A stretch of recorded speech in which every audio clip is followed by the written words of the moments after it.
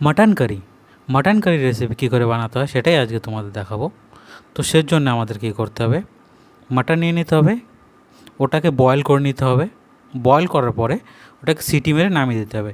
তারপর আমাদের কিছু আলু, পেঁয়াজ আর টমেটো কেটে নিতে হবে। আলুটাকে ভালো করে ফ্রাই করে নেবে, লাল লাল করে ফ্রাই করে নিয়ে তারপরে এইবার কড়াইতে একটু তেল নিতে হবে আমাদের।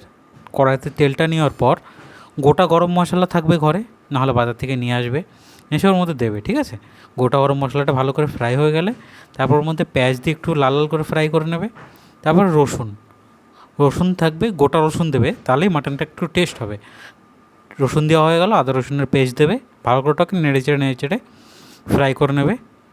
টমেটো দিয়ে দিলে, কাঁচা লঙ্কা দিয়ে দিলে, এবার মশলা যা যা ছিল, যেরকম হলুদ পাউডার হয়ে গেল, জিরা পাউডার, মাটন মশলা, লবণ, এইসব দিয়ে ভালো করে নাড়বে, নেড়ে চেড়ে ওর মধ্যে আলুটা দিয়ে দেবে। আলুটা দেওয়ার পরে মাটনটা যেটা তোমরা সেদ্ধ করেছো সেই মাটনটা বের করে নেবে, আর গ্রেভিটা যে রসটা ছিল, ঝোলটা, ওটা রেখে দেবে আলাদা করে। সেই রসটা যখন মাটনটা ভালো করে ফ্রাই হয়ে যাবে, জলটা দিয়ে তারপরে ওর উপর থেকে একটু গোটা গরম মশলা দিয়ে